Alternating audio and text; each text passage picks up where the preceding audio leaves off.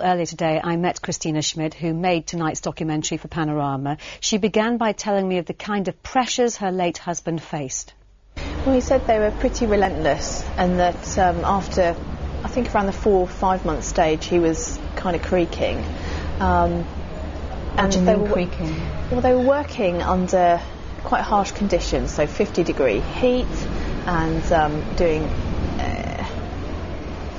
quite a high volume of IEDs per day or per patrol, so that all adds to the mental stress. He was doing one of the most dangerous jobs you can imagine in one of the most dangerous parts of the world.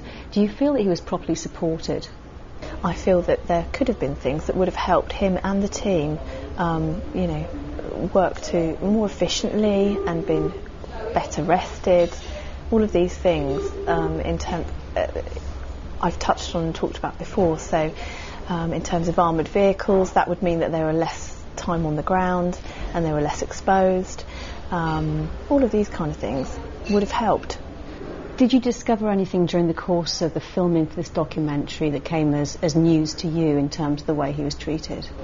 There were a few things, yes. I've now found out that he would have, under the Harmony guidelines, which are some recommendations basically set down, that he perhaps should have had a break around the 4 month stage of a minimum of a week, and so that he would have been brought out of theatre and allowed to have some downtime, so that he wouldn't be constantly on this 10 minutes notice to move and just pinging around from fob to fob in sanging.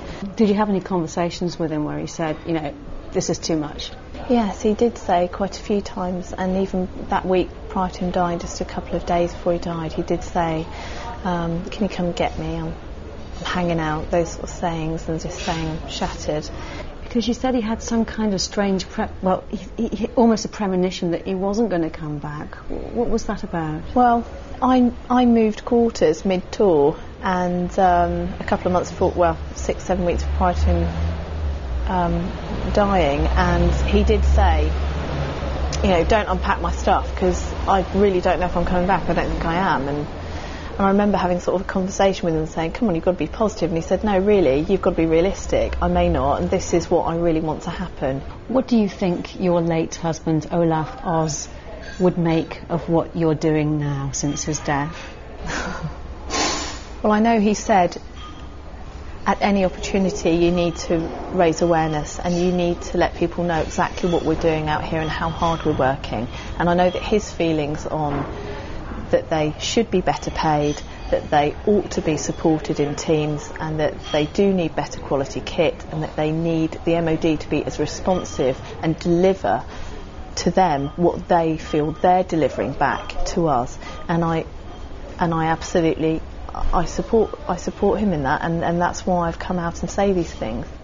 Christina Schmid speaking to me earlier, and you can watch Panorama, A Very British Hero, on BFBS1 next Monday, the 31st of May at 8:20 CET.